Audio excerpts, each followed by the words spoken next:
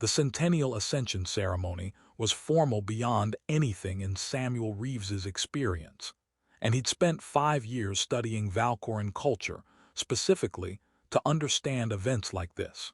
The grand ceremonial hall on the throne world was magnificent, soaring architecture that seemed to defy physics, bioluminescent elements that created constantly shifting light patterns, acoustics designed to carry the Empress's voice to thousands of attendees while maintaining perfect clarity.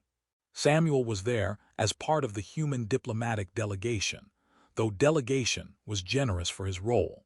He was a xenohistorian invited to witness and document the ceremony celebrating Empress Nethara's first century of rule, a significant milestone for Valkorans whose leaders typically reigned for centuries before choosing successors.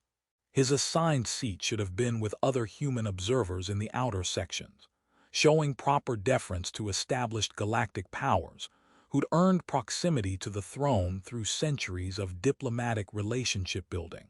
But when Samuel arrived, he discovered a problem. His assigned section was completely full. Administrative error, a harried protocol officer explained in rushed standard. We miscounted the human delegation size. Several academics don't have designated seating. We're working to resolve it, but the ceremony is beginning shortly. Samuel assured them it was fine, that he could stand in the back or find any available seat. But the protocol officer had already moved to address more critical issues, which left Samuel standing awkwardly at the hall's edge, while thousands of delegates from dozens of species settled into their hierarchically appropriate positions. The seating arrangement was immediately obvious even to someone who wasn't an expert in Valkoran protocol. The central throne platform for Empress Kyrith, radiating outward in descending circles of importance. Each species and faction positioned according to formulas that Samuel only partially understood despite years of study.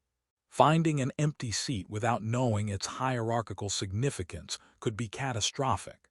He might accidentally claim a position reserved for someone important, or worse, position himself above his actual status in ways that would insult both the Valkorans and the humans who'd carefully negotiated their delegation's appropriate placement. Samuel scanned the hall carefully, trying to identify empty seats distant enough that claiming them wouldn't cause offense. There were a few possibilities in the far outer rings, positions probably reserved for late arrivals or species of minimal importance. As he was calculating whether he could reach them without crossing through more important sections, he felt the attention shift. The hall's conversations didn't exactly stop, but they changed, volume dropping, focus redirecting. Samuel looked up to find that Empress Kyrith herself had noticed him from her elevated throne platform. She rose with the fluid grace that characterized Valkoran movement, walked to the edge of her platform, and did something that made the entire assembled gathering freeze in shocked silence. She extended her hand directly toward Samuel. "Come," she said clearly, her voice carrying through the hall's perfect acoustics. "Sit next to me." Samuel's brain performed several emergency stops, trying to process what was happening. This was Empress Nethara, ruler of the Valkoran Dominion for a century, respected across galactic society, someone whose favor entire species spent decades earning through proper protocol and careful relationship building. And she just personally invited him, a relatively unimportant human academic who was literally just looking for somewhere to sit, to occupy the position beside her throne. The position that, in every ceremony Samuel had studied, remained empty. Protocol officers from multiple species looked like they were experiencing collective crisis. The human diplomatic delegation appeared torn between pride and horror. And Samuel himself was trying to calculate whether refusing would be more offensive than accepting a position he clearly didn't deserve. "Your Majesty, I don't want to presume," he stammered, very aware that thousands of beings were watching. "There must be protocol about who can sit there. I'm just an academic observer." Kyrith's expression, which Samuel had studied in recordings but never witnessed in person, held what might have been amusement. The seat beside my throne is mine to offer as I choose, and I choose to offer it to the human who stands at my hall's edge, uncertain and careful not to offend. Her extended hand remained steady. Will you accept my invitation, Dr. Reeves? The fact that she knew his name was somehow more startling than the invitation itself. Samuel took her hand because refusing a direct command from the Empress seemed worse than accepting a position he didn't understand. Her grip was firm but not painful, and she guided him through the hall with the confidence of someone who'd never questioned her authority. The seat she indicated was slightly lower than her throne, but still elevated above every other position in the hall, placing Samuel in a location of tremendous visible importance that he absolutely had not earned through any diplomatic achievement or cultural contribution. As he settled into the seat and Kyrith returned to her throne, Samuel became acutely aware that the entire ceremony had just been completely disrupted by his presence, in a position that apparently carried significance he didn't fully understand. But the ceremony proceeded, and Samuel sat beside an empress, trying very hard not to cause any more diplomatic incidents while the entire galactic community watched and whispered. The ceremony continued with elaborate rituals celebrating Empress Kyrith's century of rule, but Samuel barely processed the carefully planned program because he was too aware that thousands of beings kept glancing at him rather than focusing on the ceremonial proceedings. During the formal presentations, each major species offering tribute and acknowledgement of Kyrith's leadership, Samuel had extended time to observe her from proximity no human had ever achieved. He noticed details his academic study had missed. The way she listened to every speaker with complete attention regardless of their species' importance in galactic politics, the careful respect she showed to traditions from cultures not her own, the exhaustion that flickered across her expression during brief moments when she wasn't being directly observed. Between formal segments, she spoke to him quietly. "You're handling this better than I expected. Most beings would be visibly uncomfortable or trying too hard to demonstrate they belong here." "I'm definitely uncomfortable," Samuel admitted, "but adding visible panic to whatever diplomatic situation I've accidentally created seemed counterproductive." "Wise." She gestured subtly toward a K-Theric ambassador whose species held significant influence. "Tell me, Dr. Reeves, you study Valkoran culture. What would you estimate that particular delegate is thinking right now?"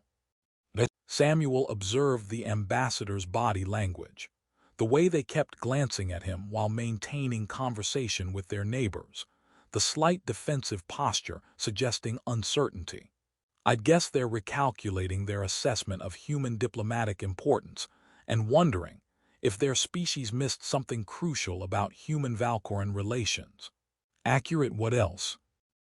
"They're probably trying to determine what I did to earn your favor so they can either replicate it or counter it, depending on whether they see humans as potential allies or competitors."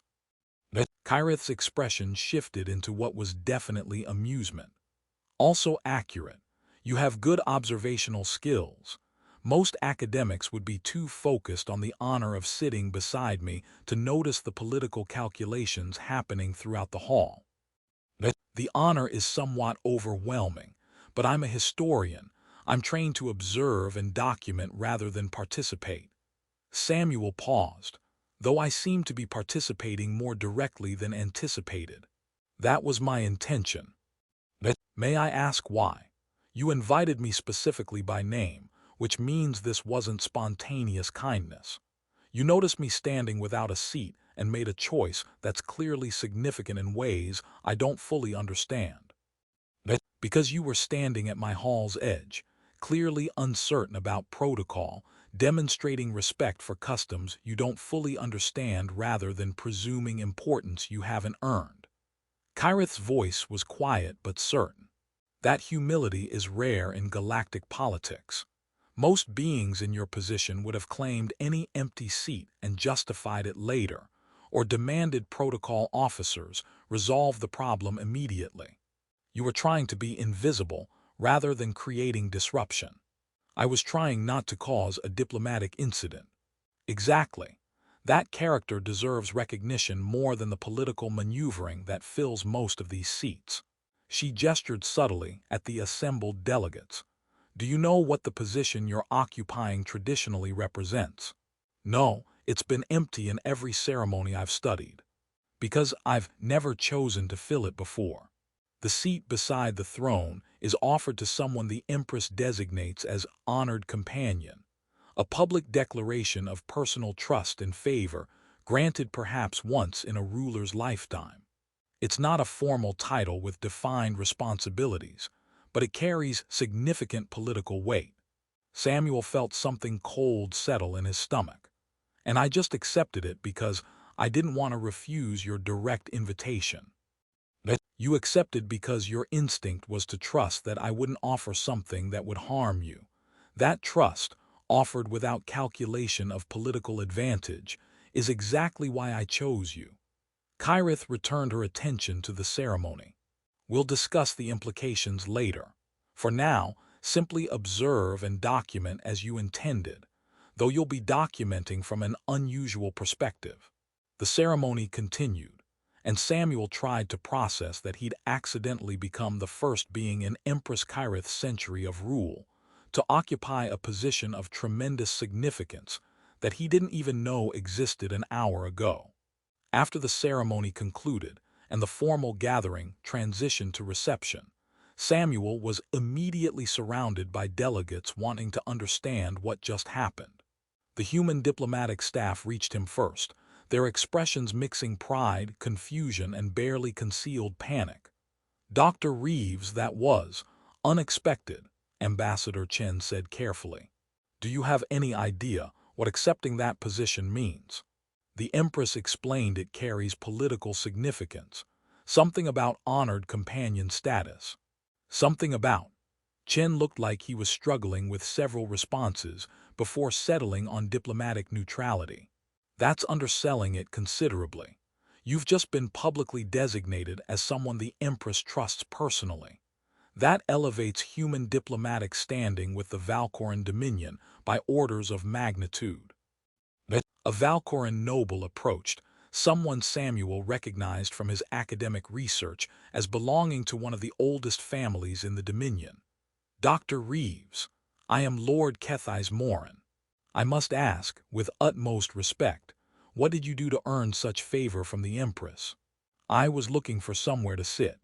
Kethai stared at him. That's your answer, you were looking for a seat. There was an administrative error with the seating arrangements. I was trying to find an empty seat without causing offense. The Empress noticed and invited me to sit beside her. Samuel spread his hands. I genuinely didn't know the position carried the significance it apparently does. The honored companion position has been empty for Empress Kyrith's entire reign. Many believed she would never fill it. Kethi's ears tilted in what Samuel's research suggested was profound respect or possibly disbelief. And she chose a human academic she'd never formally met. That's unprecedented doesn't adequately describe it. Over the following hour, Samuel was approached by representatives from a dozen major species, all asking variations of the same questions. What did this mean for human-Valkoran relations? What had Samuel done to earn such favor? What were humanity's intentions regarding increased proximity to Valkoran power? Samuel answered honestly. He didn't know. He demonstrated basic courtesy while looking for a seat, and humanity's intentions were unchanged from before.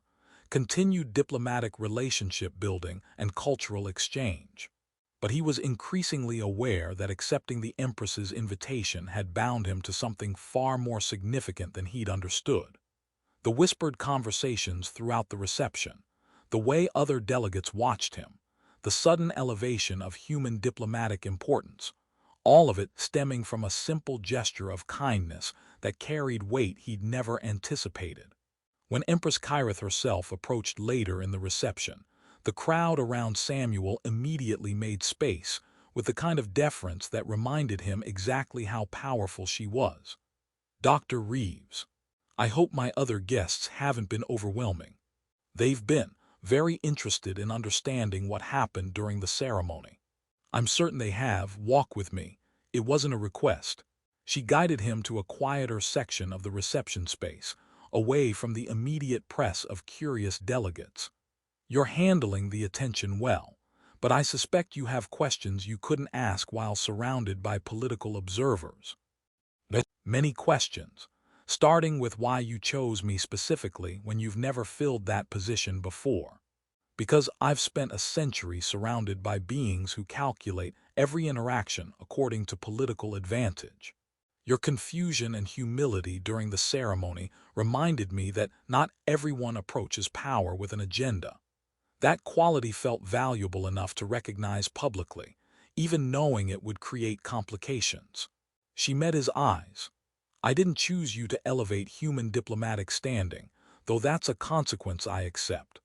I chose you because your character in that moment, careful not to offend, trying to be invisible rather than demanding accommodation, represented something I wanted to acknowledge. And the political implications will be significant, but they would have been significant regardless of which being I eventually chose for that position. I simply chose someone whose character I respected rather than making a calculated political selection. Kyrith's expression held something like satisfaction. I'm tired of calculated selections. Your presence beside my throne was the first genuinely spontaneous decision I've made in years. I found that refreshing. Samuel realized he'd just been bound to imperial politics through the simple act of looking for somewhere to sit. Elevated by an empress who valued his confusion and humility more than all the careful diplomatic maneuvering that filled galactic society. In the weeks following the ceremony, Samuel's life transformed in ways he struggled to process. His academic work continued, but now with access to Valkoran historical archives that had been closed to outsiders. His presence at diplomatic functions was suddenly noted and significant, and his opinions about Valkoran culture mattered in ways they never had when he was just another academic observer. The human diplomatic delegation was thrilled about the Empress's favor, but also uncertain about how to leverage it without appearing opportunistic. Samuel himself was overwhelmed by attention he never sought and responsibilities he felt completely unqualified to handle. He requested private audience with Empress Kyrith to understand what exactly he'd been bound to, and she granted the meeting immediately. In her private chambers rather than formal throne room, Kyrith was more relaxed, still carrying obvious authority, but without the performative aspects required in public. "You're struggling with your new position," she observed. "That was predictable. You didn't seek importance, so having it thrust upon you is disorienting. I'm a historian. I document events and analyze cultural patterns. I'm not prepared to be politically significant. Yet you're handling it with grace. You were unprepared for my invitation during the ceremony, but you accepted and managed the situation with dignity despite obvious confusion." Kyrith gestured for him to sit. "That adaptability is exactly why I chose you. I don't need someone who already knows how to navigate political importance. I need someone whose character remains consistent regardless of circumstances." "What do you need from me? What does honored companion actually mean beyond the public recognition?" "It means you're someone I trust enough to speak with honestly, someone whose perspective I value, someone I can treat as person rather than political calculation." She was quiet for a moment. "I've ruled for a century surrounded by beings who approach every conversation as negotiation. Your confusion and humility reminded me that not everyone does that. I wanted to preserve that quality before you learned to be political." Samuel understood then that he'd been chosen not despite his lack of political experience, but because of it. "You're lonely. Profoundly. Authority isolates in ways most people never experience. You become symbol rather than person. Every interaction is filtered through power dynamics and political calculation. Having someone approach me without agenda, even accidentally, even just because they were looking for somewhere to sit, felt valuable enough to preserve publicly. Over the following months, Samuel's role evolved into something neither he nor Kyrith initially intended, but both came to value. He became someone she could speak with honestly about the weight of authority, someone whose perspective wasn't filtered through political calculation. He continued his academic work, but now with insight no human scholar had ever achieved. And Kyrith gained what she didn't realize she needed: genuine friendship with someone who'd approached her throne not seeking favor, but just looking for somewhere to sit, who treated her as a person rather than just political force. Their relationship challenged assumptions on both sides. Humans learning that sometimes the greatest diplomatic achievements come through character rather than strategy. Valkorans seeing their Empress form genuine connection with someone whose species barely registered in traditional power hierarchies. The gesture that began as simple kindness, an Empress noticing someone standing awkwardly and inviting him to share her elevated position, became foundation for relationship that transformed both their lives. Samuel never sought power or political importance. He was literally just looking for somewhere to sit. But Kyrith saw in that moment of humble uncertainty something she valued more than all the calculated diplomatic maneuvering that filled galactic politics: genuine character demonstrated through small choices about how to behave when uncertain. And by taking his hand and inviting him to sit beside her, she bound him to destiny neither anticipated but both came to treasure, proving that sometimes the most important relationships begin not through grand gestures, but through simple human response to someone who just needs a place to